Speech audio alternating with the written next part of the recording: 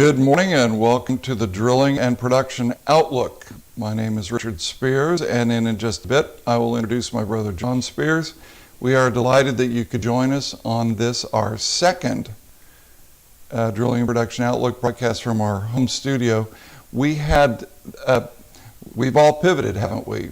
Back in 1965 when we launched our firm, we didn't even think about having a forecast. In about 1981 or 1982, we launched the Drilling and Production Outlook, created by my brother, and still to this very day perform that way. But for the last two sessions, this being the second one, we're here remotely from our studio. We have, by the way, started meeting in person again with our clients. I was in Oklahoma City 2 days ago, met with two sets of clients over there. I'll be in Tyler, Texas on Tuesday and on Wednesday, and we'll probably pick up COVID from one of the 90 people I meet while I'm there. So we're trying to behave just as normally as we can. During the course of my brother's presentation today, if you're watching on the YouTube channel live, you'll see a comment section in the lower right-hand corner that you can type a question in. I'll be monitoring those questions and framing them for my brother, so I'll be feeding them to John as we go. So if something crosses your mind, type it in there. I'll get it to my brother, and he'll choose to respond when it's appropriate. One of the things that we do here in this studio every week is we record our podcasts. And that podcast, when we launched it a couple of years ago, it went out to 10 people, and we were very grateful to those 10 people who listened. At the end of this year, or sometime in January, we're actually going to pass through 500,000 listens to the podcast, which just stuns us. We have listeners all over the planet now. One of the things we've not done that other podcasts do is other podcasts but we don't do that because we view that we are our own sponsor. One of the ways that we do that is that during the podcast we talk about our own research. And so I just wanted to show you some of that here, and when I see us go live, you'll see a good picture of me and my brother doing the podcast here in the studio. But on one side, the left side, you see our market segment reports. On the right-hand side, you'll see some of the standard reports, which are the Drilling and Production Outlook and the Oil Field Market Report. The Oil Field Market Report, or we call it the OMR, pretty much everything we do has three letters. The OMR comes out on October 1st. It actually is updated every quarter, like every one of our reports. But we view October 1st as the launching date for the new season, because it's on October 1st that we take the OMR and we project the coming year. I wanted to talk to you a little bit about how the OMR's forecast for 2020 changed from the original October 1st forecast from a year ago, because it's material to everything that we are all doing these days in the oil and gas industry. When we put out the OMR last year, in October 2019, we looked forward to 2020, and we projected that the global oil field equipment and service market in 2020 would be $297 billion. I may have typed that wrong. It may have been 287. But it was a big number. David Ott and his colleague Missy Parker are responsible for this work. And at that time, they looked at my brother's forecast. They looked at all the things going on in the world. They looked at each company's revenue stream, and that was the number that they picked. By the time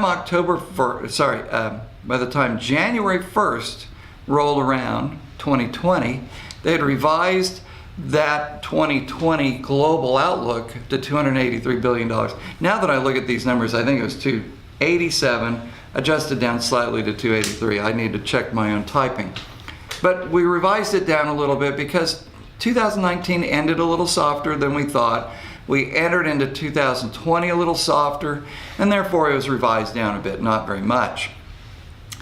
When we went to bed on March 1st, the world was stable, everything looked fine. There was a little news coming out of China about something going on there, but heck, that was all the way on the other side of the planet. But when we woke up on March 31st of this year, the entire world had changed. So on April 1st, or as we like to call it the April Fool's edition of the OMR, we had revised the number for the year down to $210 billion. At that time, my brother had revised our drilling forecast that month, not once, not twice, but 3 times.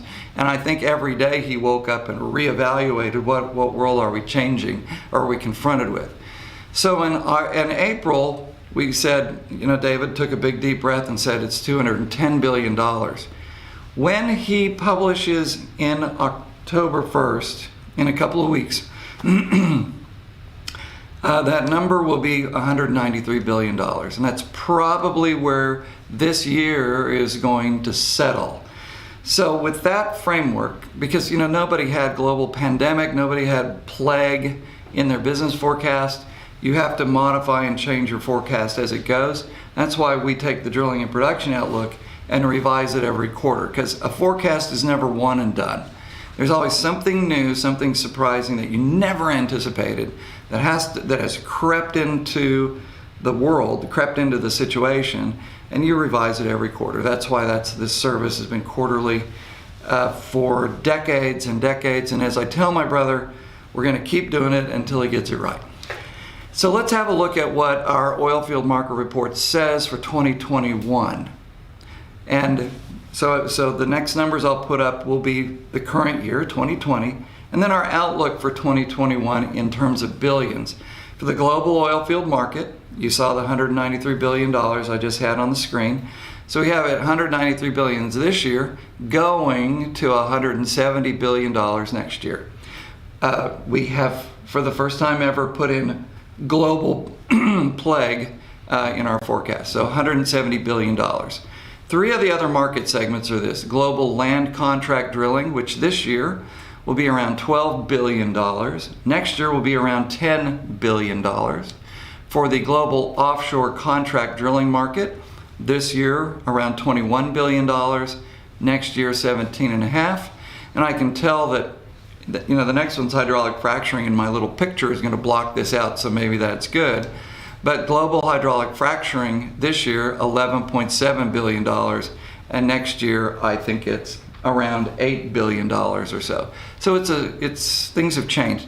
The reason why there's so much change in hydraulic fracturing for next year versus this year is that this year, 2020, we had a really great Q1.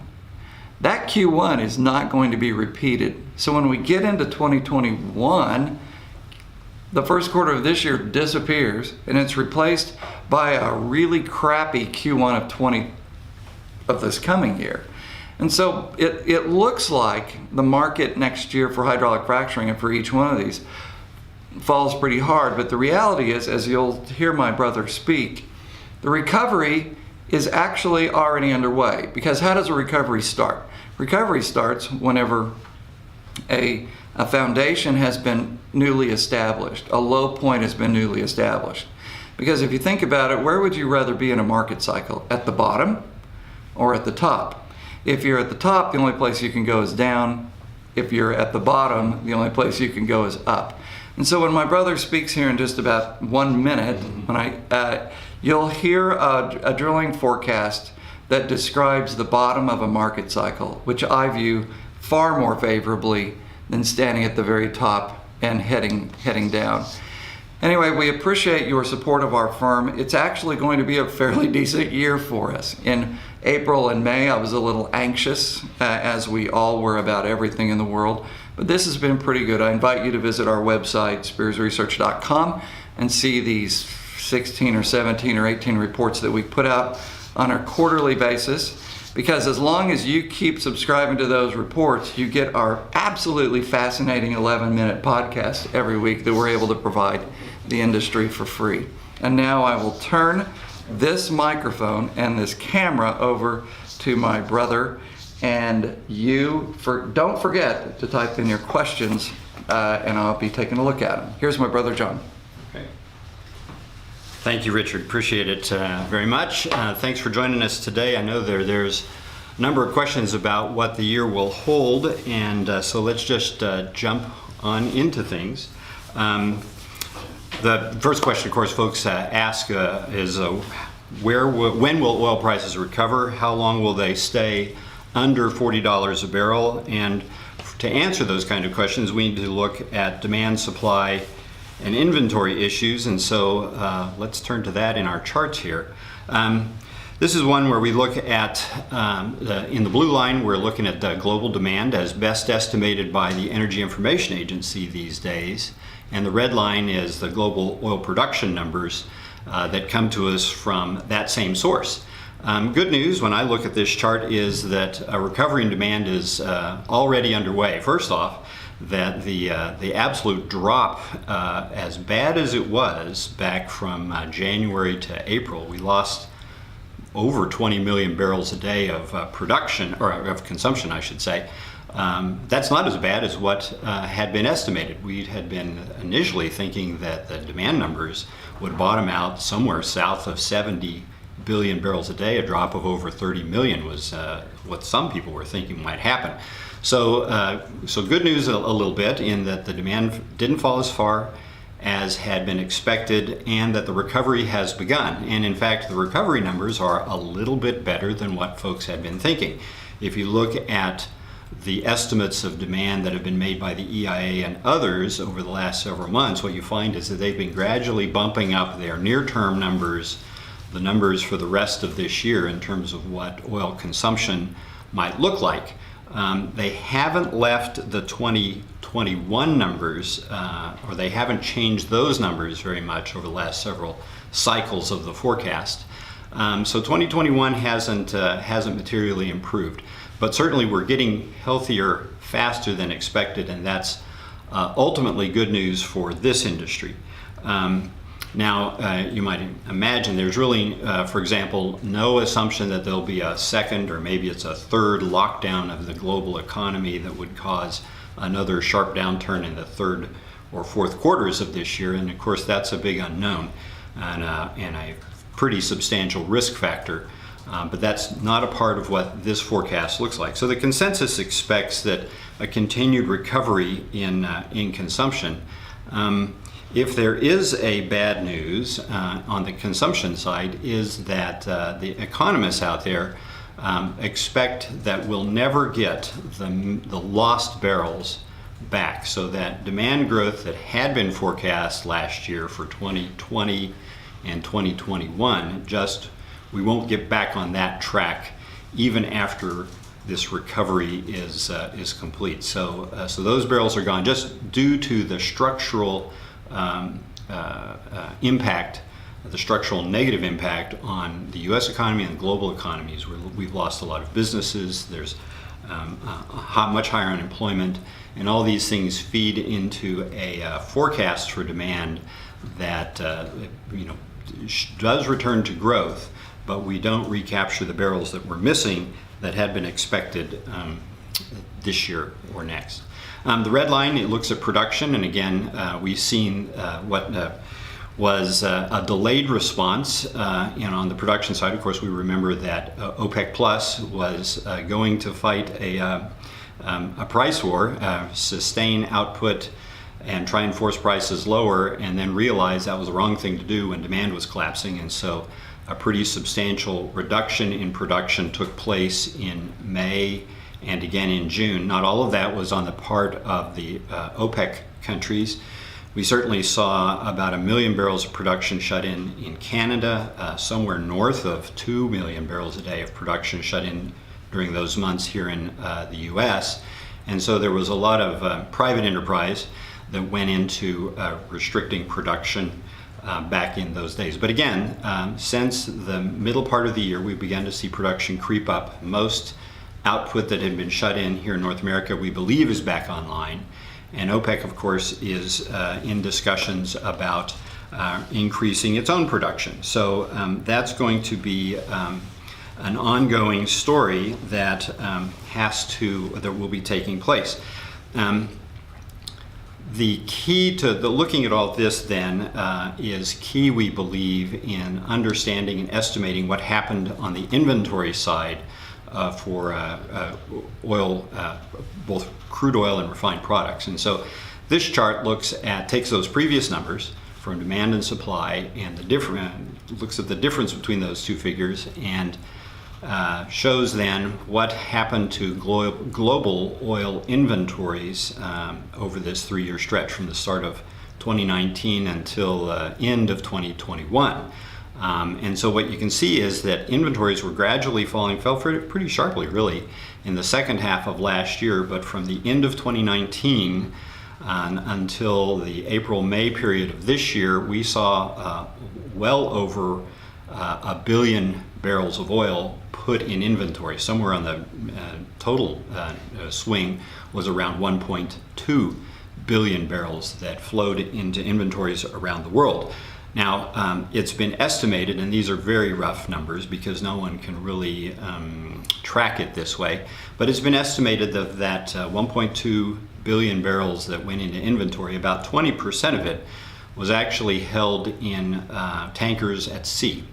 About a third of it was in inventories in Western Europe and North America, Japan. The industrialized economies of the world accounted for about a third of that inventory build. And then somewhere around 45 to maybe 50% of those inventories were added to stocks held in emerging markets. So that's roughly where those barrels showed up. I'm assuming that as inventories began to come back down and return toward the normal level, that the high-cost barrels, those that are held at in tankers at sea, because those cost much more to store in that fashion than if you're in regular tank farms around the world, that seaborne cargoes were going to be drawn down first, and then we began to, once those are sort of out of the picture, then we began to see inventories reduced on land. And for our analysis here, we're assuming that onshore land-based storage is sort of drawn down evenly among the developed nations and emerging markets as well. It could be the case that we might see the inventories after they come out of storage from tankers at sea, that maybe the next place they come out of storage would be in the industrialized world. And if that's the case, then that probably is an argument that oil prices will be a little bit stronger than what we forecast. It's only those inventories that are held in Western Europe and North America that are fairly visible, that are easy for the market to track. And the market typically takes a lot of its price movement from signals that it receives from the inventory build picture in Western Europe and North America. So if those numbers begin to decline pretty rapidly, then that might be a trigger for the market to begin to bump up prices a little more strongly than what we forecast.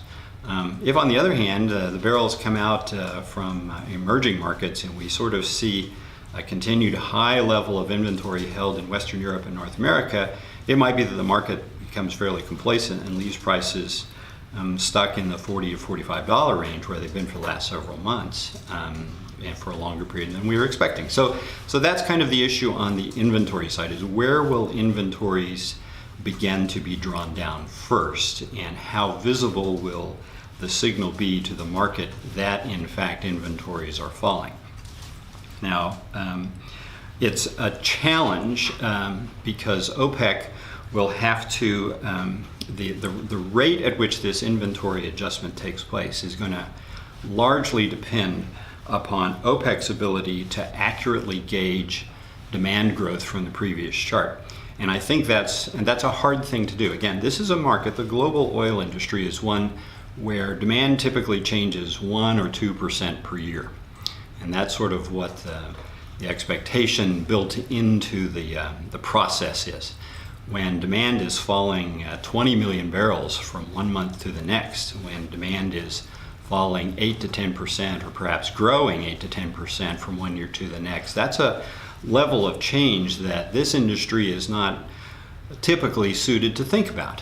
And again, the difficulty is in part that the data collection process for what is inventory, what is demand, what is production, and so forth, that data collection process lags is not a real, those aren't real-time numbers. The most recent hard data point we have, for example, is probably 2 months old as of today. So we're certainly driving down a road which has a lot of curves in it, looking only out a rearview mirror. So that's a challenge then for producers, both in and outside of OPEC, to when they're thinking about how much I've got shut-in production, how I want to increase output so I can increase my revenues. How fast can I do this? How fast is the market demand growing? And so this is going to be a dance that goes on for the next several quarters, and how well they do this tango is going to mightily influence where oil prices trade and how fast they might rise or fall. So a few missteps along the way could lead to certainly see price weakness. And for example, we saw that in the news just yesterday, where estimates of demand growth had proven a little too optimistic for the most recent set of data, and we saw these stories come out about how demand was disappointing, and so prices fell $1 or $2. And so those are the kind of stories that are going to go back and forth. Sometimes we'll have better than expected economic news, sometimes worse than expected news. And that's going to influence the direction of the market and the actions of the players in terms of supplying barrels back into the market. So if we're right on all those many assumptions, our forecast for oil prices is that they'll stay for WTI, spot WTI, we think will continue to stay in this $40 to $45 range where it's been for most of the past couple of months, and it'll stay pretty close to those levels for the next several quarters. On average, we think spot WTI is going to be around $46 a barrel next year. Our average for this year is going to be, we think, close to about $40 a barrel. So we see about a 15% improvement in WTI prices from this year to next. Brent, we think, will continue to trade $2 to $3 above the spot price of WTI during this period of time. So, but like I said, the pace at which prices might improve will very much depend upon that story on the inventory side and how fast inventories adjust back down to normal. One of the things we clearly believe is that that the market will be in a position to start to be tight as we get into 2022. And so at that point, we began to see prices moving up much more quickly. Our longer term forecast, for example, talks about prices for WTI rising on the order of about $10 a barrel per year.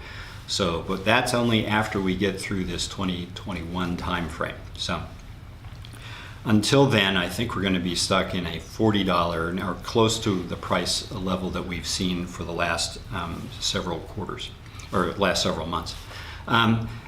It's important, I think, to understand where we think, one of the reasons why we think the market will be materially tighter come 2022. And this is where we differ from, say, the consensus forecast, such as the one that the Energy Information Agency puts out, or the ones that you might see coming from the Paris-based organization, the IEA, and their forecast of production, country by country.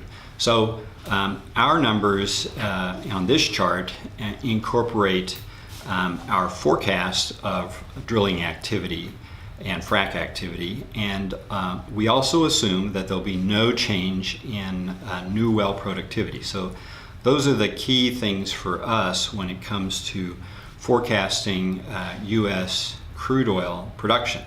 I guess the good news for us is that in the second quarter and so far in the third quarter, our estimates, our month-to-month numbers have landed right on top of what the actual figures are. So I feel pretty good about the way our model is constructed, at least for the current year, and we hope that the process remains at least a good one for next year as well. But our numbers would show that U.S. oil production by the end of next year, we'll be down to about 9 million barrels a day. We were just at 13 million barrels a day starting this year, but we're going to ramp down pretty rapidly given the fact that rig count has fallen so far. When you look at the averages from year to year, as you see on the chart here, our average for 2020 this year is 11.1 million barrels a day, and then 9.4 million barrels a day next year. And in comparison, I've shown what the EIA numbers are, 11.3 million barrels a day in 2020, and then 11.1 million barrels a day next year. So their figures would show that U.S. oil production will bottom out around 11 million barrels a day and then begin to grow during 2021. I'm not sure how that growth takes place. When I know how we put our numbers together. If I think about how we would get to their figures, I would have to assume that either drilling activity would have to improve by 2 or 3 times more than what we're forecasting. So rig count would have to go back up to 600 to 700 rigs running. If that doesn't happen, then well productivity has to increase by 200 to 300% over the next 4 or 5 quarters. And again, I don't see those kind of things happening. So I'm not sure what the basis is for the consensus forecasts for U.S. oil production that are out there. All I know is that based on what we think we understand about where drilling activity is going and the productivity of wells, it's a pretty bearish outlook for oil production here in the U.S. So that becomes important then when we go to our next slide, because once we get to the end of 2021, at the end of next year, there's 2 very different visions for supply availability in the world. And so I've shown them here, showing what the EIA's numbers, current numbers would suggest it would be spare oil production capacity versus what our own outlook is. And the difference being just that, again, we're assuming that U.S. oil output is down to 9 million barrels a day by the end of 2021. And their numbers would have U.S. oil production at around 11.5 million barrels a day at the end of that year. So a difference of 2.5 million barrels a day as of the end of 2021. It just so happens that in the EIA's forecast, they talk about how much spare production capacity would be in the hands of the OPEC plus nations, or specifically the nations in the Middle East. And it turns out that they're forecasting that those nations, Saudi, Kuwait, UAE, largely, will have about 2.5 million barrels a day of spare oil production capacity in their hands as of the end of 2021. Well, we take that away because we think that's the amount that U.S. oil production will have fallen below what the EIA is forecasting. And so OPEC Plus, we think, will be the outfit that supplies the barrels that are missing from the U.S. And so that's why the red portion of the bar goes away in our stack, leaving only potential supply from a couple of some very interesting sources. Libya currently has about 1 million barrels a day offline due to the conflict taking place in that country. Iran currently has 1.9 million barrels a day that is shut in because of U.S. sanctions. And so those would be 2 of the major supply sources. There's a handful of production from other places. Venezuela, for example, might be counted on to supply some barrels. But we end up in a situation in 2022, as we're looking at the market, where the available supply is coming from places that carry a fair amount of uncertainty, either because of sanctions or because of conflict. And so that's why I raised the question of, will risk premium reemerge in the price of oil? You know, that was something that many of us who've been in the industry a long time are familiar with that phrase, because people would say there's a risk premium when, for example, in 2011 and 2012 during the Arab Spring, and we first began to lose production from some major oil exporters. And the question was, where would supply come from? And so there was this notion of, well, we need to bid up prices a little higher than in a normal market because of these supply uncertainties, and that risk premium is a factor in the marketplace.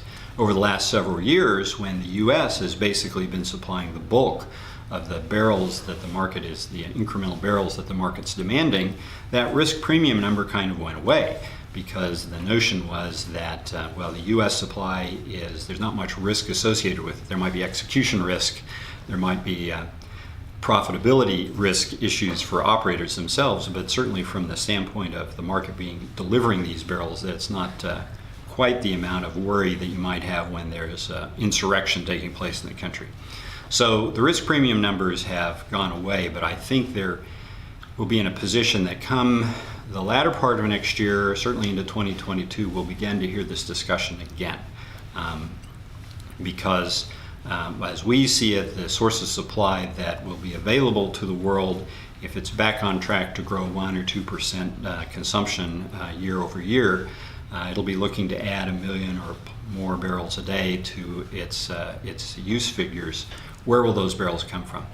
The other issue, of course, that plays a role in here, and we have no answer for, is what might be the impact of the current U.S. election, because the two parties, I think, offer very different prospects for whether sanctions on Iran will continue to be left in place.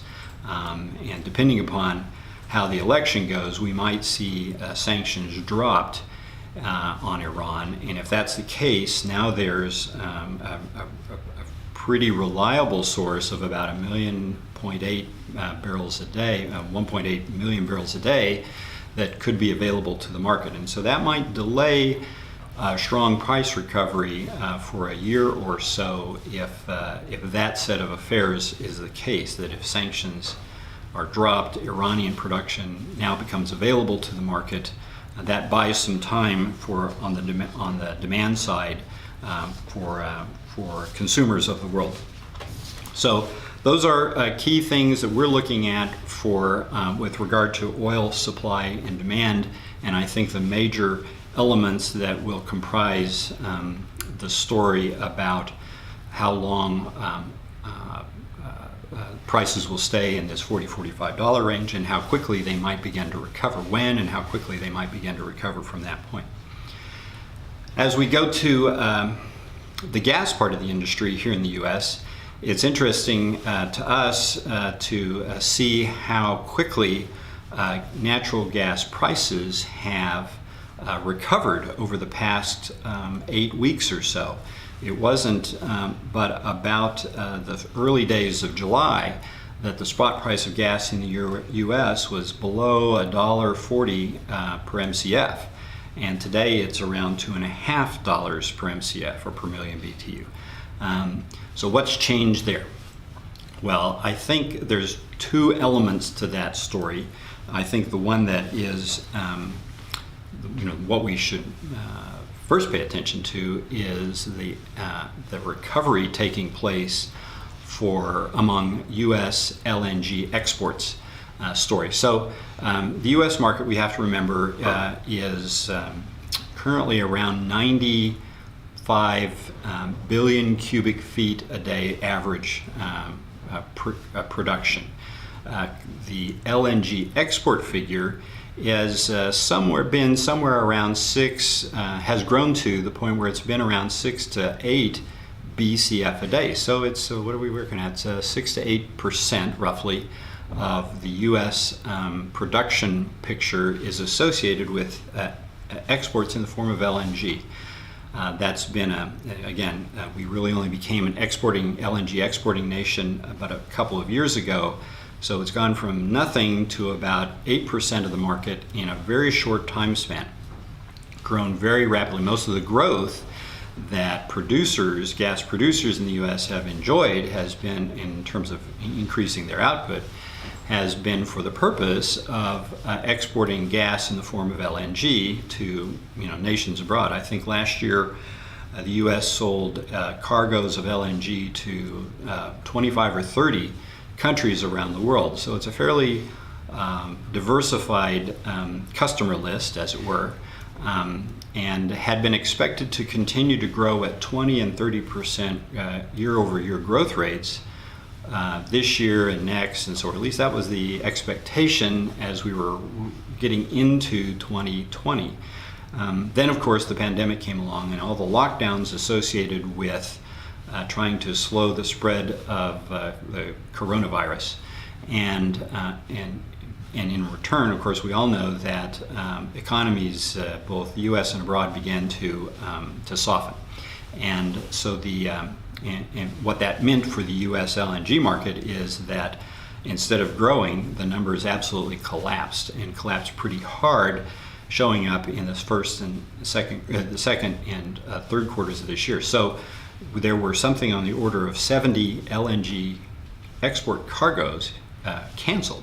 Orders for 70 cargoes canceled each month in June and July.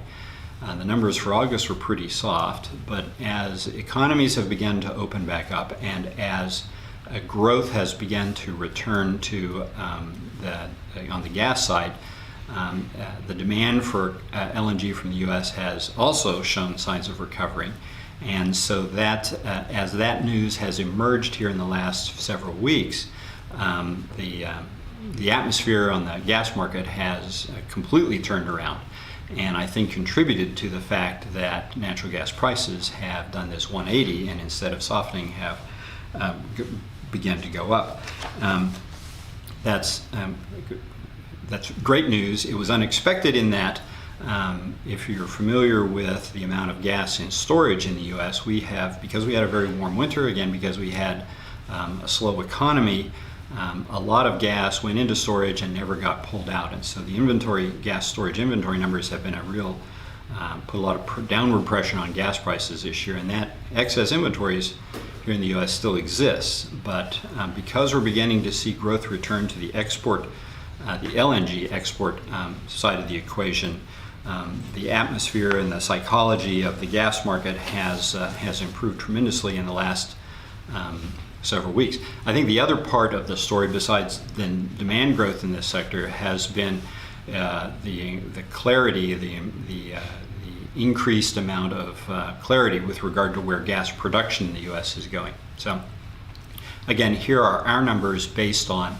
what we think will happen to rigs, wells drilled, frac activity, and so forth. The one difference we have on gas with regard to oil production in the U.S. is we're assuming a jump in new well productivity, whereas we're holding productivity figures flat on the oil side. We're trying to incorporate a bump up on the productivity story for gas, and that's largely because what we've seen happen over the last several months with rig activity falling is it's come down much harder in oil-prone areas than it has in gas-prone markets like the Marcellus and the Haynesville.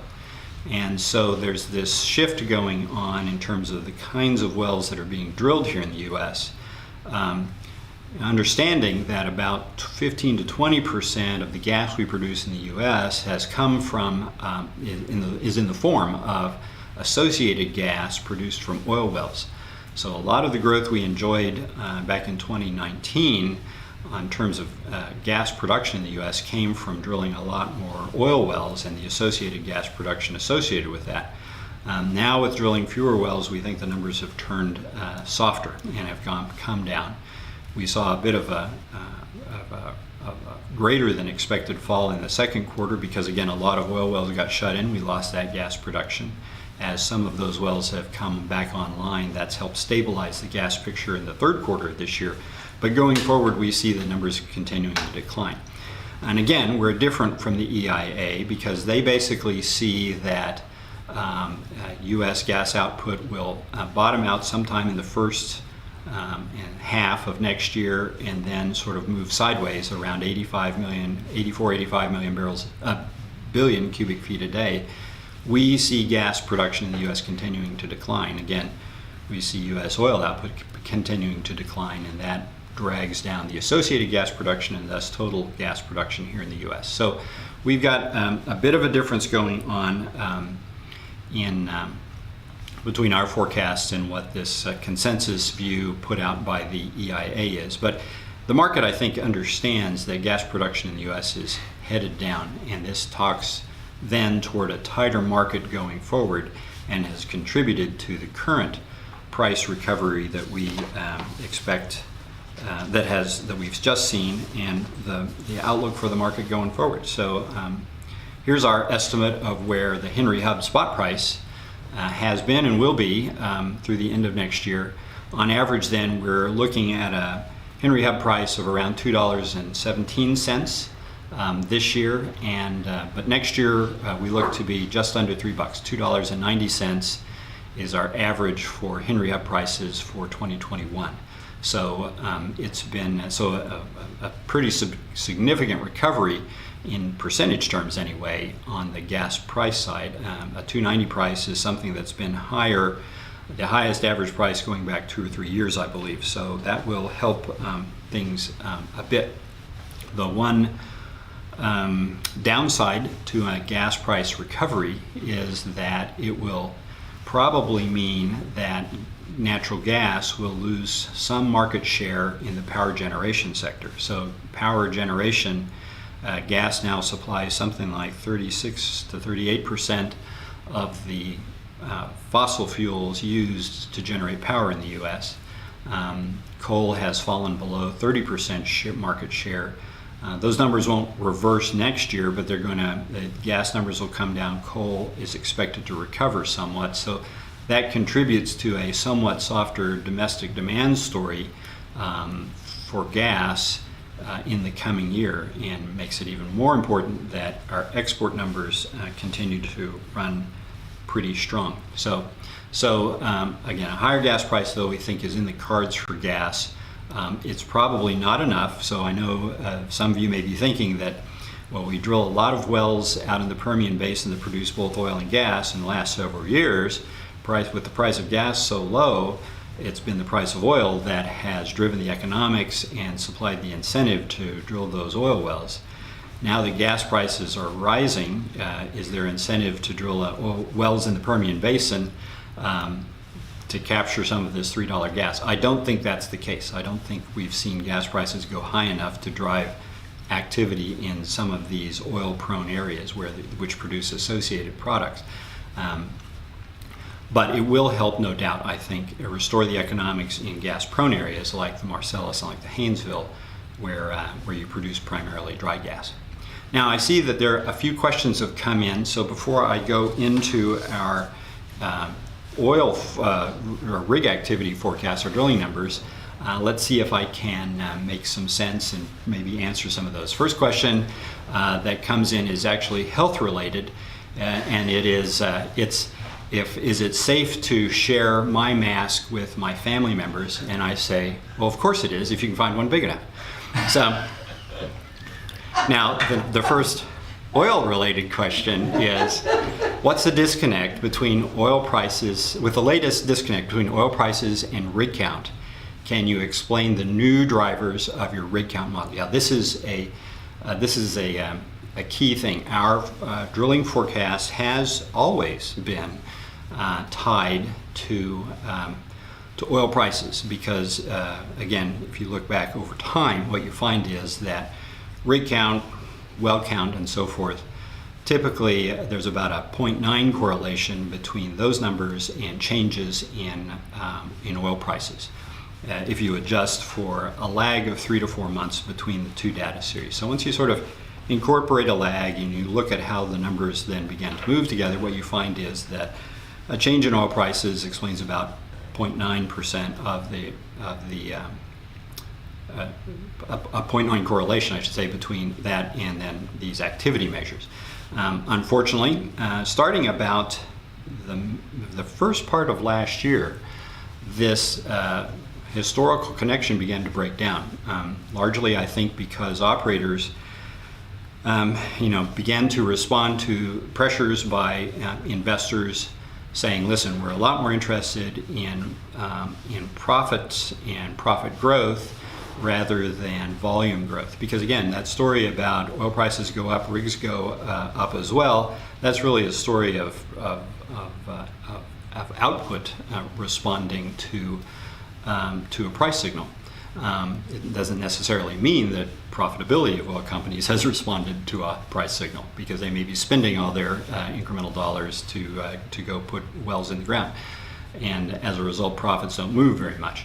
So this is the issue, I think, then, that there's the behavior of, particularly here in North America, it has changed, and in fact probably continues to change. And so oil prices no longer provide as strong a signal and elicit as strong a response on rigs as it used to. So I think this will probably be the case through the end of 2021, that we'll be in this interim period where prices sort of do their things, rigs sort of do their things. Only after that, only as we get into 2022, then do I think a new relationship begins to emerge. It may be that and beyond that point, it would be my expectation that oil prices and rigs no longer have as tight a correlation as they used to have going forward. There'll be a correlation, but it won't be as strong as what it had been for years past. But we have to get there first. In the next several quarters, I think we're sort of left with looking at non-price signals, other sources of information to help guide us understand where rig count and drilling activity and frac activity and so forth will be going. So that's one of the reasons why we also supplement our modeling exercise with discussions among operators and service firms and the like to hear what is actually being said out in the field, what actions are being taken out in the field at a time like this, because you can just sort of throw all these older relationships out the window because people are forced to take actions that they've never had to take before. And so that so for the balance of this year and for the balance of next year, we're very much listening to operators and their discussion about where their programs are going. And so to that end, I think it's very informative when you hear operators say that they're not getting signals from the market that it's time to go after production growth, that instead investors want them to remain focused on deleveraging their balance sheets, restoring their dividends if they've had to cut dividends, and earning back the trust of investors. And that whole process is probably going to take 2 to 3 years for the industry to complete before they get back into the good graces of investors and are in a position then to have a discussion and take action that any rising price signal warrants an increase in drilling activity. So we're certainly trying to supplement any of these sort of objective data-driven sort of relationships with these anecdotal, more subjective evaluation of what's happening out there. For the U.S., international market has never been one where pricing has moved rig activity very sharply, and so there is one where we have always been and continue to glean as much information as we can from operators about what their planned activity might be, and as we drive our drilling forecast forward. Next question that comes in is the barrels produced per rig is very high. So if we go back, I'll flip back a few slides, I guess, then to my U.S. oil production numbers. Barrels produced per rig is very high. So if I don't have rig count overlaid on that chart, but if I were, you would see that, of course, we were running 800 rigs at the end of last year and producing 13 million barrels a day.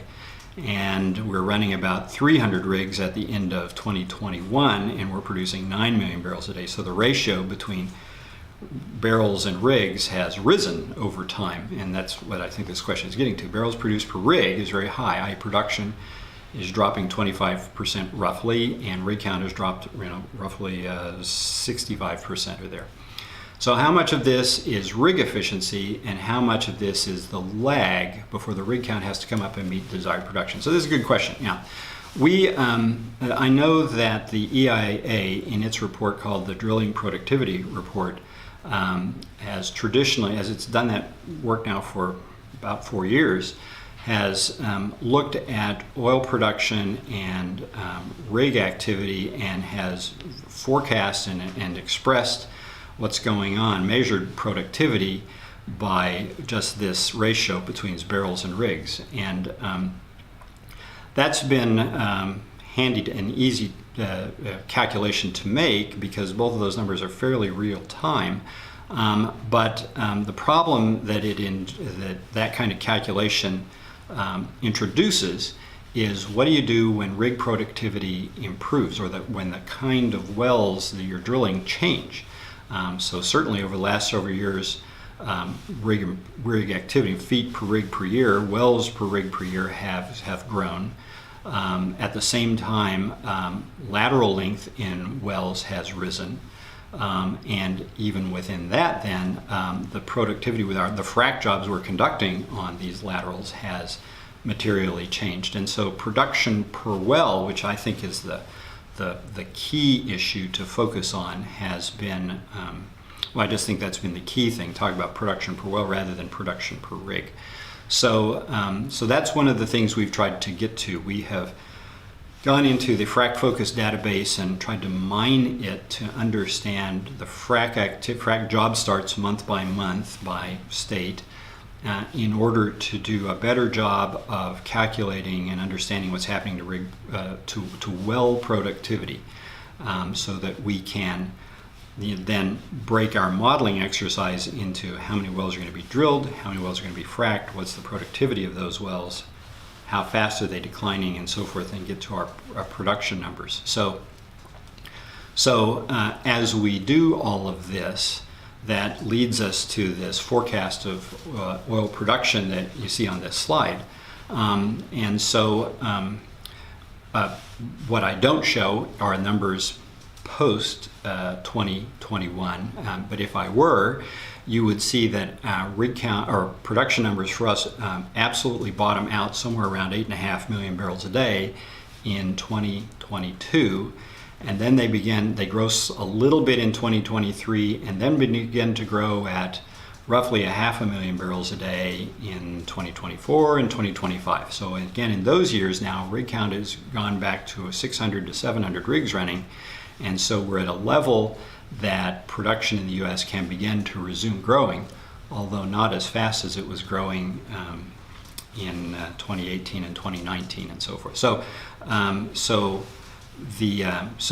yes, at some point, production will continue to fall, according to us, at least for another year beyond this 2021 timeframe, before we begin to get a point where there's enough rigs running and enough wells being drilled to so that any new incremental production offsets the decline from these older wells. And so this is So this is probably, if you start from the early days of 2020, then this is fully a 2 to 2.5 year process before we began to reach a point where rig activity is high enough that oil production in the U.S. can begin to sort of stop falling and begin to grow once again. Again, we were thinking that at the end of last year, with 800 rigs running in the U.S., U.S. oil production was not going to grow anymore. That it took 800 rigs running just to hold production flat at around a 13 million barrel a day level. So it would take us 400 to 500 rigs running to hold production flat at around a 8.5 million barrel a day level. So these things all depend upon the production of the productivity of the wells you're drilling, of course. So let me get into what I think then will be the case for our 2021 investment environment. We think there's little improvement in capital spend from the current level through the end of next year. Again, much of this is a function of where we see prices going, but again, that's supplemented by what we're hearing operators tell us, that their top priorities continue to be and will continue to be balance sheet improvement, given deleveraging to whatever their newest debt targets are, reestablishing dividends, re-earning the trust of investors who want them to focus on profitability over volume growth. And again, that process will take a couple of 3 years to get done. again, the question that investors ask them is why drill to increase production at a time when oil output's being held off the market to sustain prices? So again, if you look back at our very first chart, we think we're going to be holding oil off the market through mid-2021 in order to sustain prices. So why drill? This was the issue that the North American oil patch ignored. It was drilling and increasing production at a time when OPEC and OPEC Plus were being asked to and taking action to hold oil off the market so oil prices could be high. It's just an unsustainable situation for one group to be increasing output while another group accommodates them by decreasing production. So I think what we'll end up with is a very fundamentally different structure to the industry in a year and a half time, where there's not much idle production out there, and in order to grow output, operators will need to begin to increase their activity.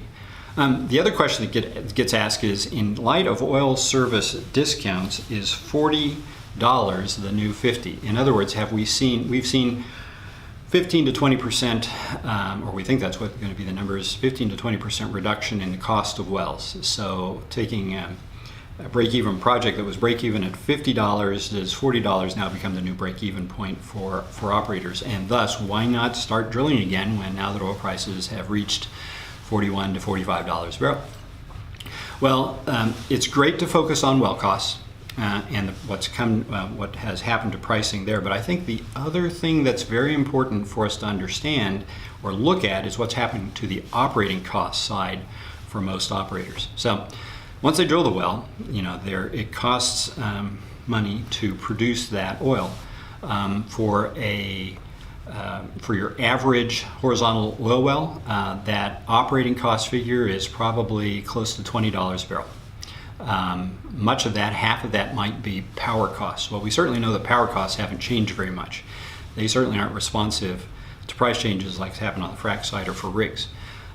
So a lot of your operating costs have not changed, and so that $20 operating cost for your oil well is today, or what it was 6 months ago, is what you find today. Once you add in production taxes, royalties, overhead, G&A that operators have, it's easy to imagine, I think it's fairly safe to assume that all-in operating cost for a well is probably closer to $30 a barrel. And again, that $30 cost today is, or what it was 6 months ago, is probably what you find today.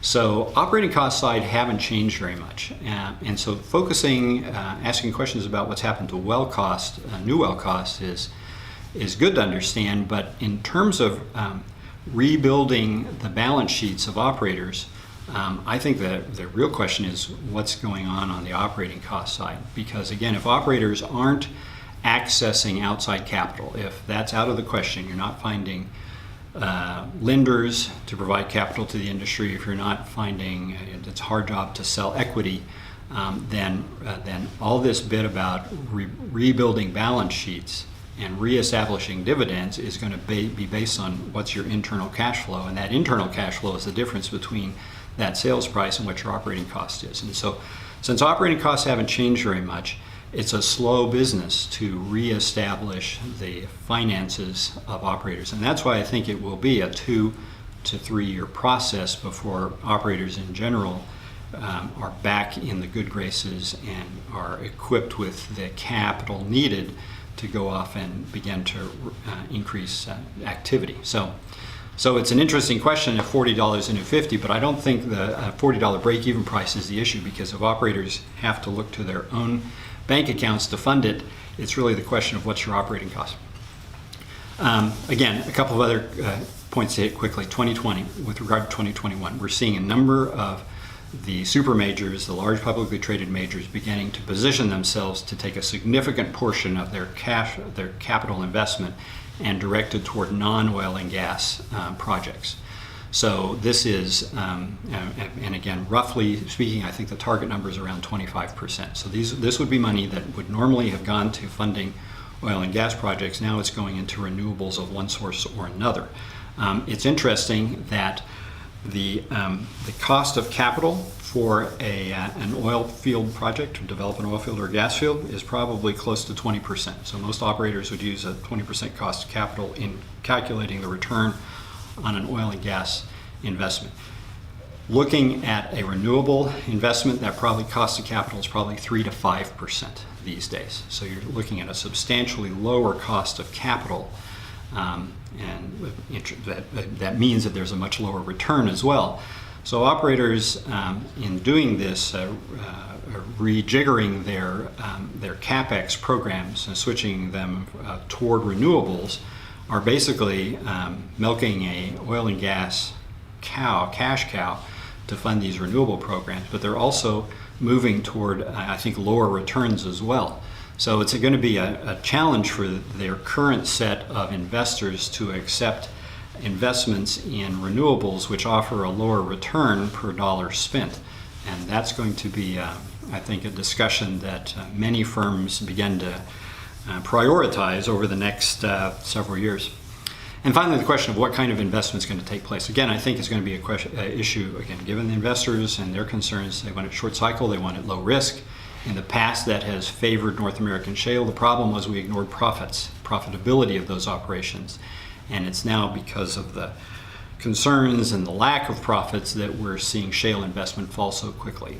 But still, I think the interest is going to be on those short cycle, low risk projects. Internationally, I think that means mostly satellite field development and the development of already discovered reserves. And here what I mean is, if you look at the reserves, the proven reserves that are claimed by country, you find something like 2,700 billion barrels of oil. So, I mean, a huge barrels of oil equivalent, I should say. If you look over the next 20 years of what the world will consume, it's around 1,100 billion barrels of oil equivalent. So our current proven reserves are easily twice what the world might want to consume going forward. So again, if you're an oil company, why spend a lot of money looking for new reserves?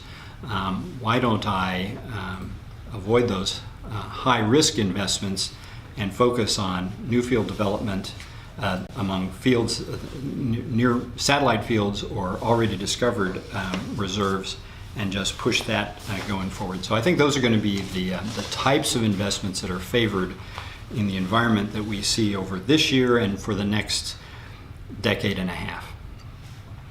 What does that mean in terms of rig count? So our numbers look like this. We think that rig count will average this year somewhere around 420 rigs here in the U.S., about 282 rigs in 2021.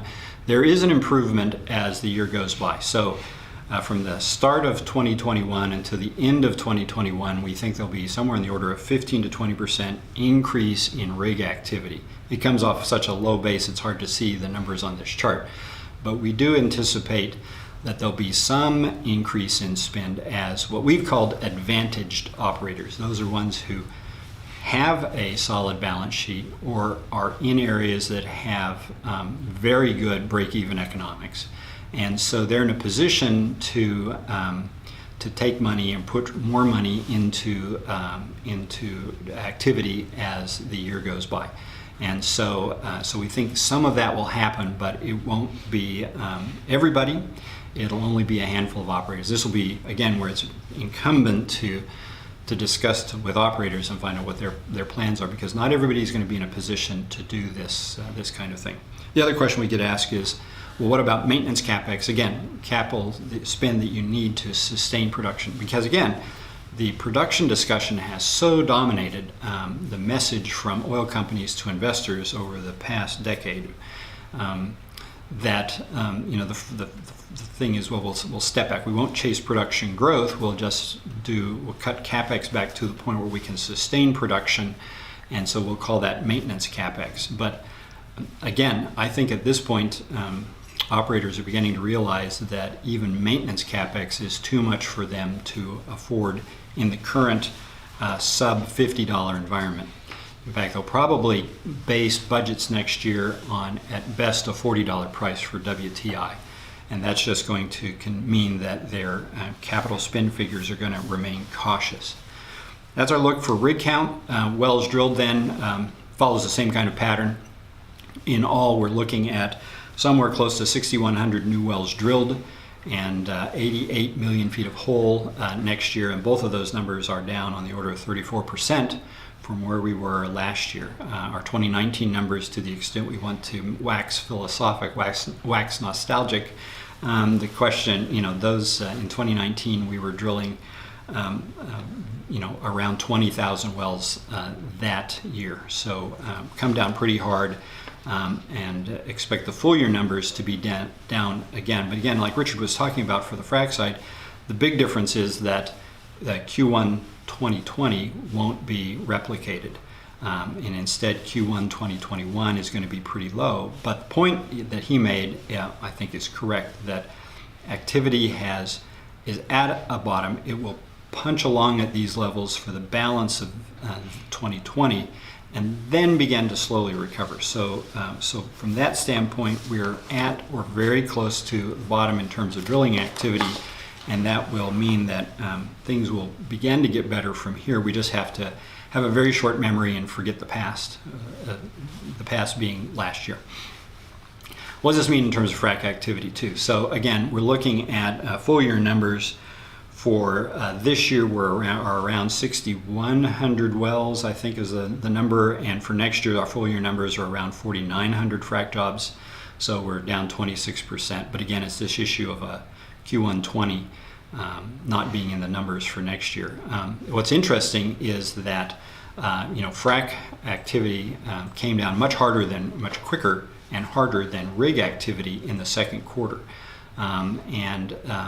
Then interestingly enough, we've seen something of a bounce back in Q3. As we've come through July and August, the numbers for frac activity are actually up, even though rig activity has been softer over this period of time. So I think what was happening is that operators were back in March and April, were scrambling, looking for to cut spending off, shut the valve right away.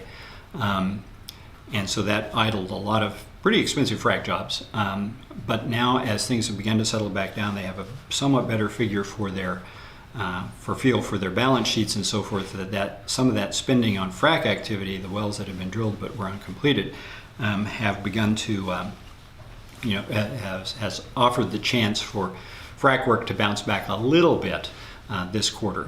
But as you can see from here on forward, we see that market as being kind of flat. There are not, I don't feel that there's the 7,600 drilled but uncompleted wells, DUCs, that the EIA currently reports. I think the number is below 2,000.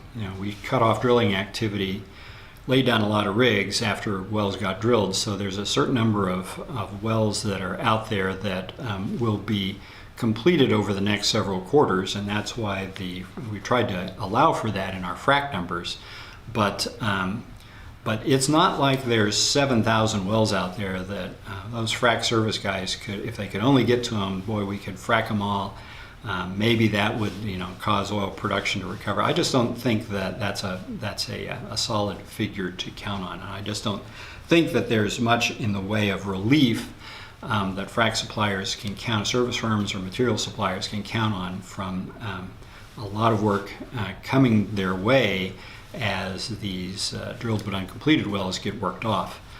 Part of the reason for that is that in some cases we've heard operators were drilling 5 or 6 wells per pad, and then found out that they could just as effectively drain the section or drain their acreage by just completing half those wells. And so there's some of that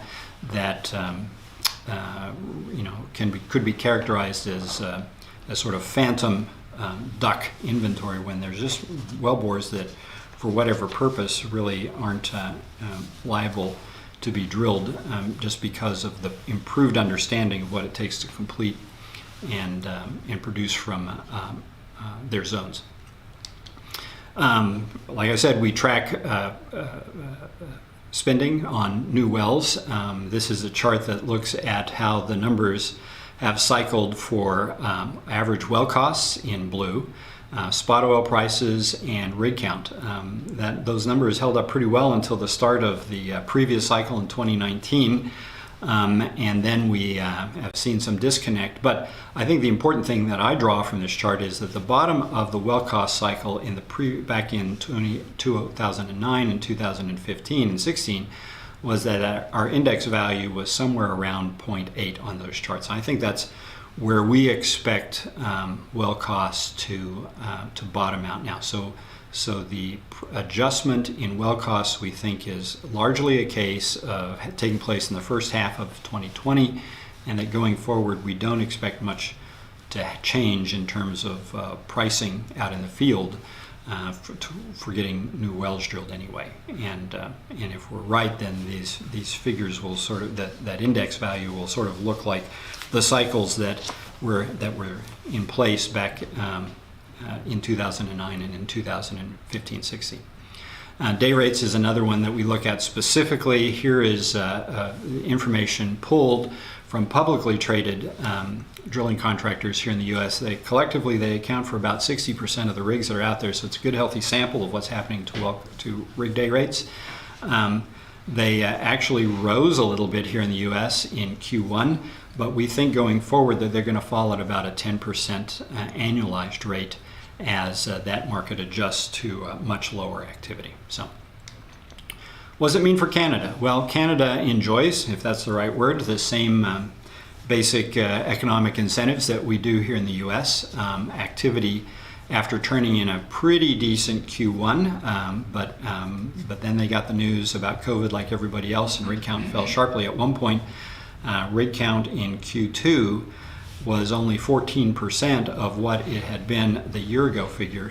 Since then, the relative standings have improved somewhat, but it points toward a pretty bad year. And 2021, I think, will be actually percentage-wise a little bit better than the U.S. Again, much of this is a function of the seasonality of the Canadian market, but we have rig count down 5% next year, 82 rigs, just under 3,000 wells drilled, and so forth. It's a tough area. The one area that is perhaps different in Canada from the U.S. that we should all be aware of is that operators up there, producers, are constrained by the lack of export pipelines. And there have been a number of pipelines proposed, but there's a tremendous amount of opposition on both sides of the border to these new construction projects. And so until they get a greater clarity, until there's actual dirt being moved, I think it's going to be hard for operators in Canada to materially lift their spend numbers until they know that they're going to have a market that they can sell into. What is interesting in Canada is that there's been a bit of a shift going on in terms of their rig activity. So just in the U.S., as in the U.S., we've seen gas-related rig count come down less in percentage terms than has been the case for oil-directed rigs running. Same thing has happened in Canada. Canada's seen its oil-related rig count down by 80% or so, whereas its gas-related rig count is down only about 20%. So again, the difference, or one of the things that has contributed to that, is that the price of gas in Canada has actually held up pretty well. In fact, in some recent weeks, the price of gas in Alberta has been higher than what it's been at Henry Hub. So much of this has to do with sort of the regulatory issues regarding pipeline delivery and so forth up in Canada, but that has accrued to the benefit, eventually now accruing to the benefit of operators and providing them a little bit more incentive than they'd had in the past in terms of drilling gas wells. So that's been a small part of the Canadian story that's been a bit of good news this year, but I think is going to become an element going forward. It's not just sort of a one-time, one-and-done thing. I think this is an adjustment that the market up there will have to make. But again, as we see, new wells drilled has been down pretty sharply. Offshore activity has almost come to a complete standstill, and so again, very much a mirror image of what we're seeing in the U.S. Day rates for Canadian rigs were down relative to the Q1 numbers of a year ago. We think that going forward, that they too will again decline at about a 10 to 15% annualized rate.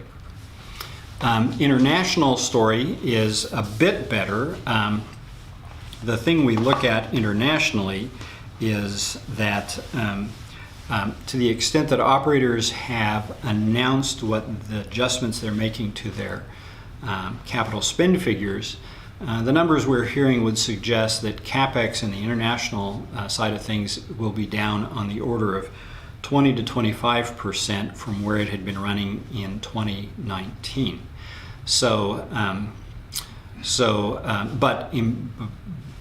But also what's happening is that that really hit rig count in the second and here in the third quarters have been travel restrictions associated with the coronavirus that have meant that in some places, rig crews just couldn't go to rigs to work. Here in the U.S. we really haven't seen rigs idled because crews couldn't go to the well site.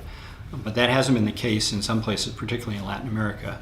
But it's also affected drilling activity in just a lot of different places around the world. And that's one of the reasons why rig count came down so hard over the past 4 months or so. And why we think as those travel restrictions and the coronavirus programs begin to sort of abate, is that rig count will filter up a little bit over the balance of this year. And so rig count recovers, I think, a little bit. It has nothing to do with better economics. It just has to do with the issue of measures taken to restrict the spread of the virus. And as those begin to abate, that will help, I think, restore rig activity to some degree. But it will still leave activity down about 25% in 2021 relative to where it had been at the start or through most of last year. So our 2021 forecast is for 780 active rigs. That's down 2% from the average for this year. But again, we're trading off 2020 this year saw a very good first quarter and a very terrible third quarter, and those two kind of offset each other when we begin to calculate the full year numbers. Like I'd said earlier, one of the things that we're seeing happen among international majors has been this shift in capital spending away from oil and gas toward renewables. One of the areas you've seen a lot of discussion recently has been about hydrogen, the hydrogen economy, where they talk about blue hydrogen that's made through electrolysis of water, where you're using wind or perhaps solar to generate hydrogen. Or what they call blue or sometimes gray hydrogen, where you're using an industrial process to generate hydrogen. Blue hydrogen, the backers of that phrase would refer to when you use natural gas to generate hydrogen. And surprisingly is maybe the wrong word, but on a global basis, we already generate about 70 million tons of hydrogen every year through this blue hydrogen process. Most of it is consumed in the refining and petrochemical sector. Any growth that people talk about is really going to happen only if wind and solar investment begins to really take off. And in any case, there's a host of technical issues that come about when you're generating hydrogen and trying to move it around. The most efficient way to move hydrogen around is, of course, in pipelines. Problem is that hydrogen creates all kinds of stress corrosion cracking within pipelines, and so you need to either line the pipeline or you need to replace it, both of which are very costly. So the day when hydrogen represents a significant portion of our energy use, I think, is well off, even though there's a number of projects that we've seen happen. Most of those are in Europe, but I think the largest green hydrogen project ever actually is being built or will be built out in Saudi Arabia, where they're going to use, I think, solar power to create green hydrogen. So with a startup date in 2024 or 2025. Back to the drilling activity on the international side. New wells drilled again, 7,300 wells drilled, 58 million feet of hole. Again, those numbers are down slightly year over year from 2020 to 2021. Again, operators, as they're doing this kind of drilling, are looking at projects and saying, what can I do to prioritize my portfolio? Are there projects that I want to sell either because they're high cost or perhaps because they're high carbon content? Again, many international operators, largely the ones based in Europe, who have adopted sort of this net zero goal for 2020 or 2024, are looking at some of their potential field development projects and saying, is this project going to, does this represent a significant investment in a high carbon producing asset? And do we want to do that? Does it fit anymore given our corporate strategy, corporate goals? So this again will be something that I think you want to monitor as you have discussions with your clients as to, well, this project we're talking about, how does it fit on your list? How does it fit inside the goals you have as a company to reduce your carbon production? As is often the case, international is a story of a lot of different things. Not every region looks the same. We do think that rig costs will continue to come down in the international sector. The area that we see have the most visibility in, of course, is our land rigs, and international land rigs we think will fall at rates for those rigs fall at a 5 to 10% rate through the end of this year. So something to monitor closely as rig count softens there. Central and South America, obviously a big hit this year. We saw rig count shut down in Argentina and Colombia. Rigs have begun to return to the market in both of those areas as the travel restrictions ease, and so we think we'll see activity climb for the next several quarters and then level off. The full year for next year then is down only about 1%. But again, a lot of different things going on there. Pemex has recently bit the bullet. It realized it couldn't fund all the programs that it wanted, that it won't be able to increase production by 14% this year, and instead has begun to lay off rigs and various contracts. So it's cutting its spending and shortening its rig list. Venezuela, that sad story continues to be played out, and now folks are thinking that that country could be a close to zero producer for the foreseeable future. So rig count there is down to 5 rigs or so, according to Baker Hughes, and so we're just not seeing much field activity at all there. A little bit better story in Argentina. The government there has taken measures to try and support oil prices and gas prices, and that we think will lead to an improvement in spend by YPF. But that's a tough case going forward. But we think there'll be some improvement in that market as time goes by. Europe, again, a similar kind of a pattern. Rig count we think will actually be up next year if we're right on our figures, but up only about 3%, around 59 active rigs, and attendant 600 wells drilled and so forth. The big markets, of course, people talk about are Norway and the UK.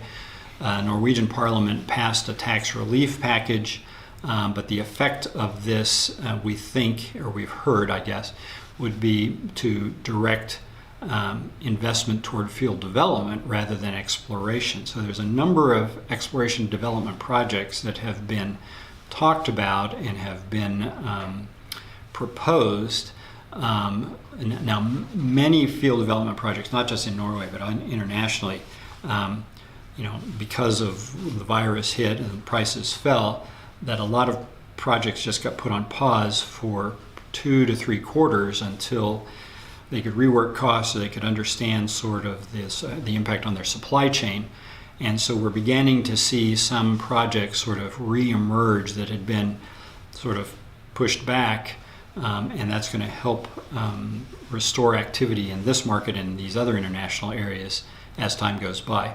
But Norway, anyway, we think will be one where the exploration side of things is going to particularly has been hurt. We think will stay weak going forward. The UK, again, number of projects that were postponed, but we just haven't seen yet much of those return to sort of the active consideration level. But I think we'll begin to see that happen as after a few more months. Africa, a market that, again, we think will begin to recover from this point forward. So we're close to, if not at, a low point in the rig cycle.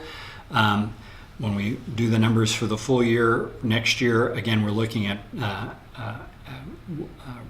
figures that are down 2% from 2020. So 106 active rigs, around 800 wells drilled, and almost 7 million feet of hole. A lot of different things going on there. Nigeria, of course, has been a great market for companies for a long time. But going forward, while there have been any number of deepwater field development projects proposed, it all hinges upon the passage of new legislation there. And that has been hanging fire for several years now. And so there's not much clarity as to when, if ever, that's going to move forward. And until that does, we probably don't see much change happening in Nigeria over the coming year. A couple of other frontier areas that had been pretty active and had held out a lot of hope. One was Kenya, one was Uganda. Those are both areas where the operators are have reconsidered their projects or have delayed them until sanctioning maybe sometime next year. So again, a mixed bag.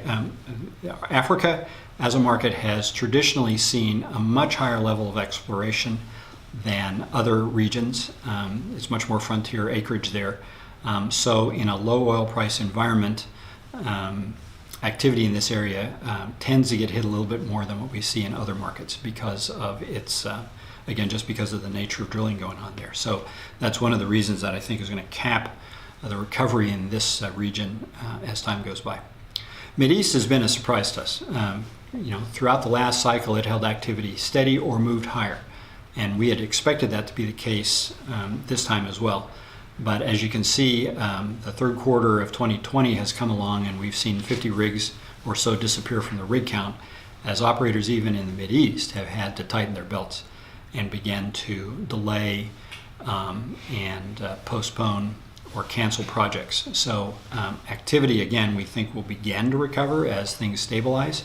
But we're looking at 325 active rigs and almost 3,000 wells, and numbers that will be down on the order of 4% from what we see for full year 2020. So capital spend figures are hit even some of these big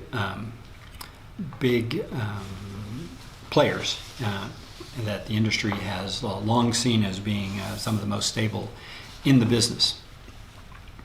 And then we get to Asia Pacific, which is one where here's a market that most of the drilling that goes on, most of the field development, most of the exploration that takes place is really about gas and gas markets. And so, interestingly enough, we didn't see the kind of impact on drilling activity that we saw in other areas in the second and third quarters. So rig count hasn't come down in percentage terms as much as we've seen in some other places.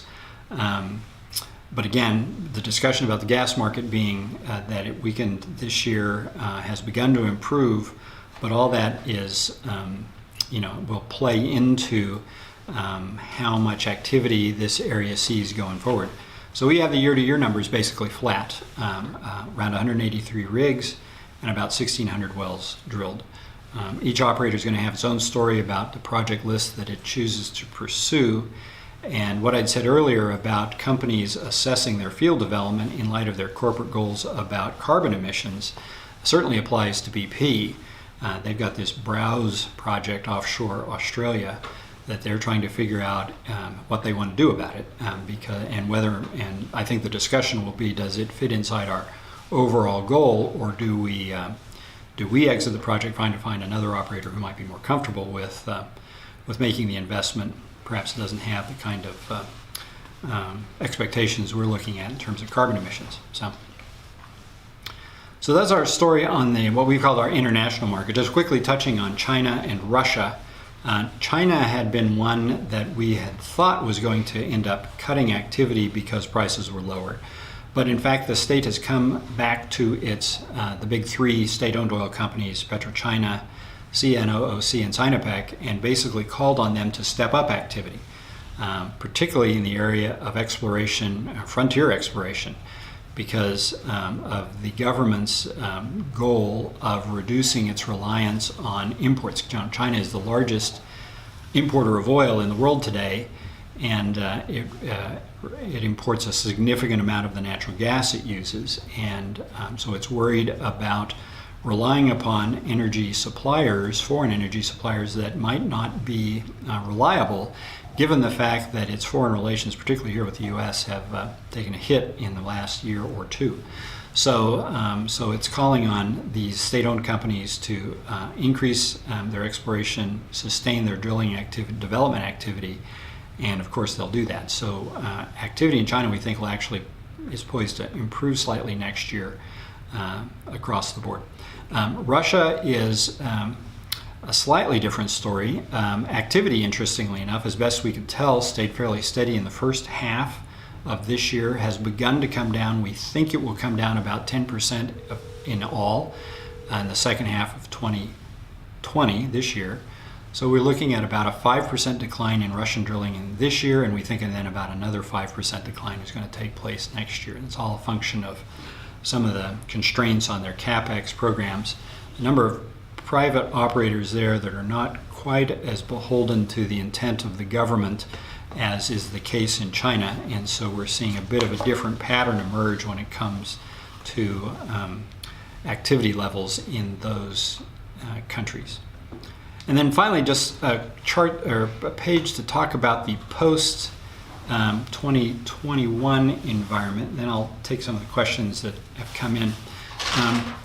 If we look after next year, then again, I think the key issues are going to be, and some of the questions we have are if oil company capital spending is going to continue to be largely financed by internal cash flow, then that relationship that I'd mentioned earlier, the historic relationship between oil prices, capital spending, and rig activity is just not is going to not be sustained. It's going to come apart.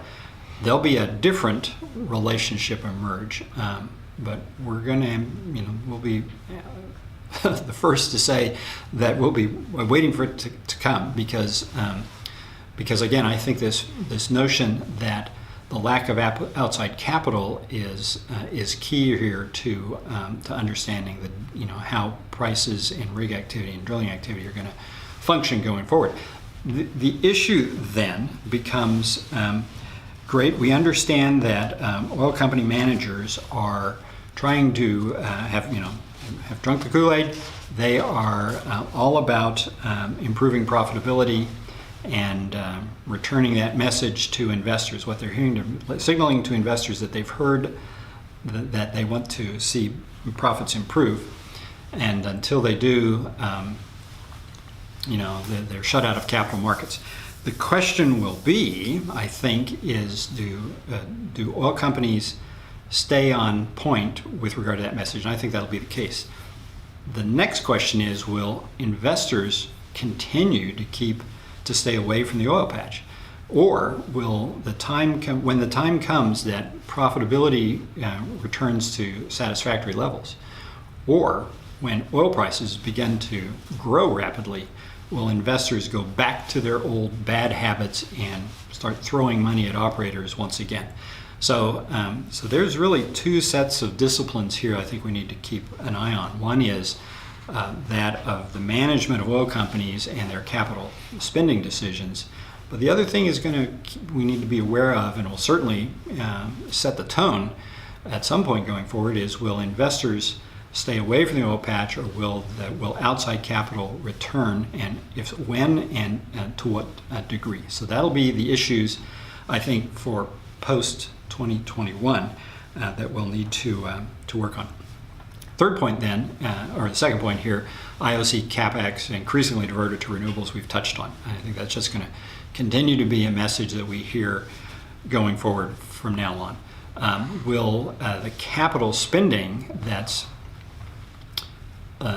oil companies do for oil and gas investment, will that be sufficient to replace the production decline? So again, if on a worldwide basis we're looking at 100 million barrels a day of oil consumption on average, we know that fields decline. If we pick the average decline rate is somewhere around 5%, then we need to replace around 5 million barrels a day of production just to hold output steady.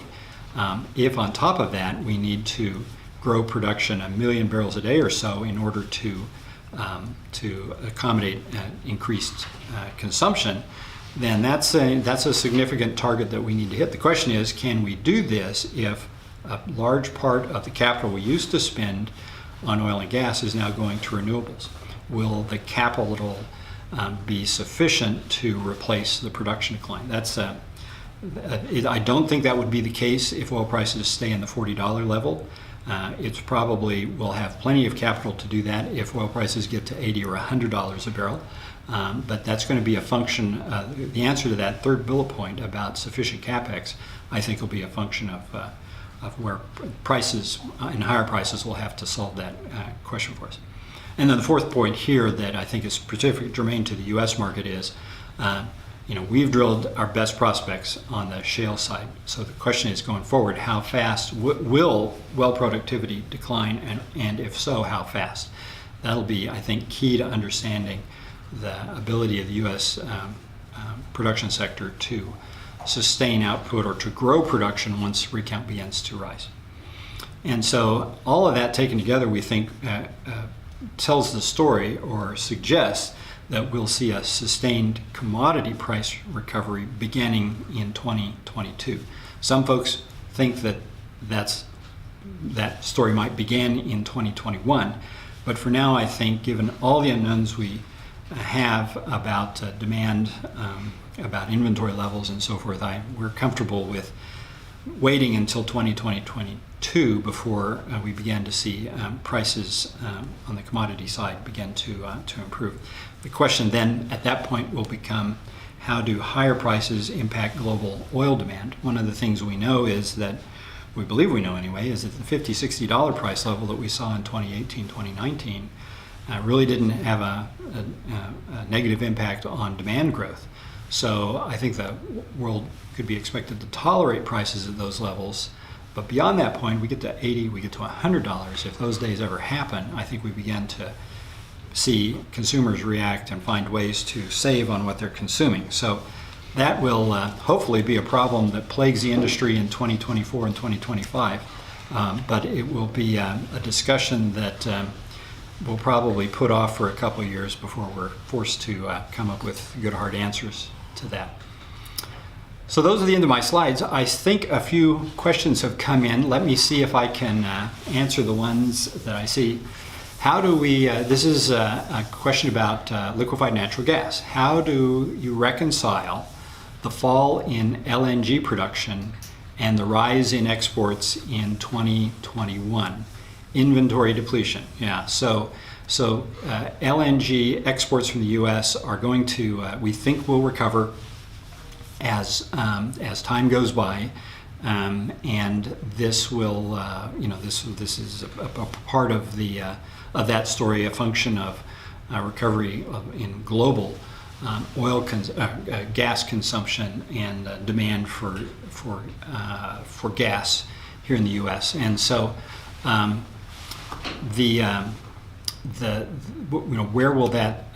Where will those supplies come from? Well, we're certainly carrying a lot of excess gas in inventory right now. So it would be possible that we could take some of that gas, which is around 600 BCF right now, I believe.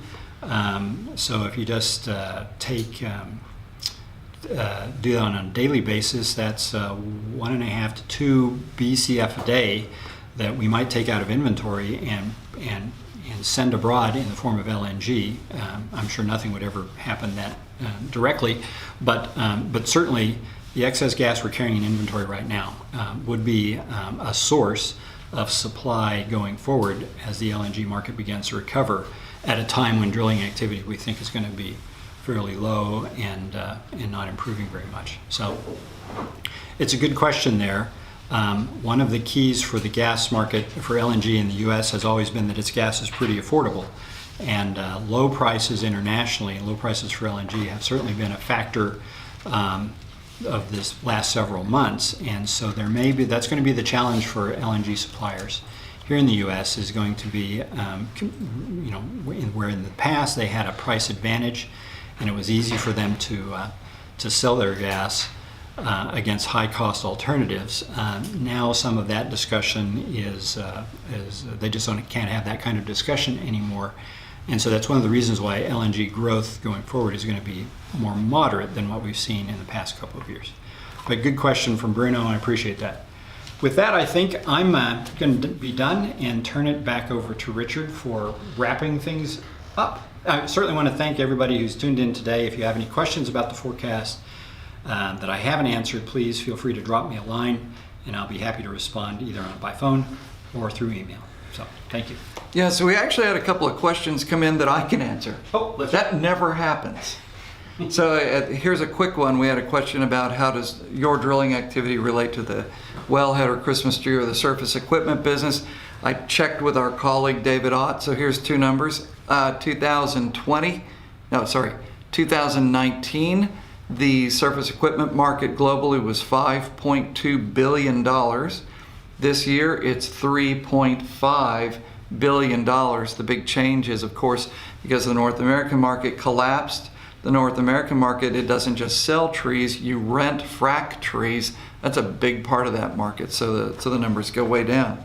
The other thing, as I've told people online in the chat section, I would just very briefly talk about the Liberty Schlumberger one-stim combination. If you look at that company, don't forget, Schlumberger still is in the hydraulic fracturing business globally. This is a company that last year, Schlumberger's combined revenues for all global hydraulic fracturing were about $4 billion. $1.5 billion of that was outside North America. So that's the part Schlumberger keeps. It's the North American part that they have carved off, and now it's combining with Liberty, and that should be closed sometime in the fourth quarter. If you look at the combination then of Liberty, which this past year did $2 billion, Schlumberger's one-stim, it did about $2.5 billion, again, last year. If that company had been combined already in 2019, it would have done pro forma $4.5 billion, and it would have been number 2 globally. So this is a pretty good company, or a pretty big-sized company, behind only the global leader in hydraulic fracturing, which is Halliburton. So to look at just U.S. land then, the U.S. land market in the current year, looking forward to 2021, it'll be less than $8 billion. Let's call it $7.5 billion. We're working on the actual forecast for the coming year next. Your Liberty one-stim combination this year is going to look like about $1.6 billion. Had a great first quarter. Not so good second, third, and fourth quarters. So in the current year, if you have $1.6 billion with the newly combined pro forma Liberty one-stim, Halliburton at the same time is $1.9 billion. So when you take Halliburton and you take Liberty plus one-stim, they're going to go into 2021 with almost half of the U.S. land hydraulic fracturing market. They're going to be a very strong combination because Halliburton, hardly any debt to speak of. Liberty one-stim, no debt to speak of. So these are two companies that are not just going to survive, they're going to thrive going into the 2021 market. So when you pick winners and losers for the coming year, the newly constituted Liberty will do just fine. So I think there were other questions. We will answer them offline. We'll email you.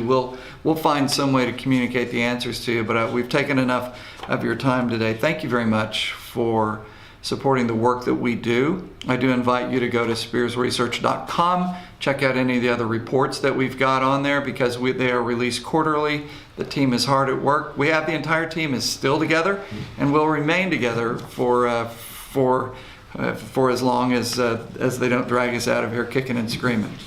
I did say that we don't have corporate sponsors for our firm.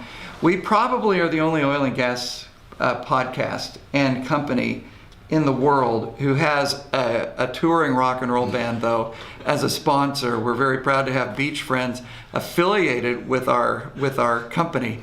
And today they dropped their new single called Nevermind. I invite you to listen to Nevermind on all of the streaming services. You can check it out on YouTube. And we're going to close the broadcast with that song that's brand new today.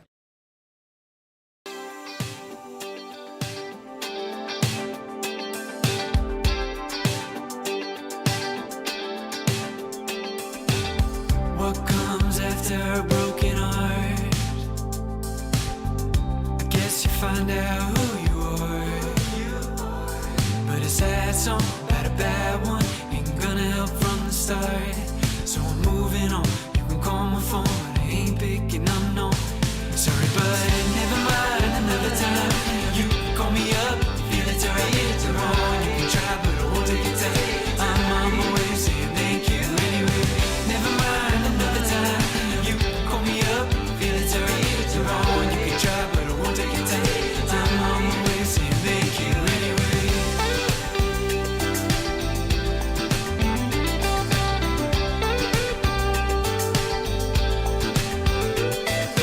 I hope you're happy somewhere lovely. You just gonna ring me up, so I know you're thinking of me. Now sorry, I'm calling back, not falling for that. As a matter of fact, you can take that, baby, you don't want it back. Never mind, another time. You can call me up, feel it's alright, it's wrong. You can try, but I won't take your time. I'm on my way, saying thank you anyway. Never mind, another time. You can call me up, feel it's alright, it's wrong. You can try, but I won't take your time. I'm on my way, saying thank you anyway.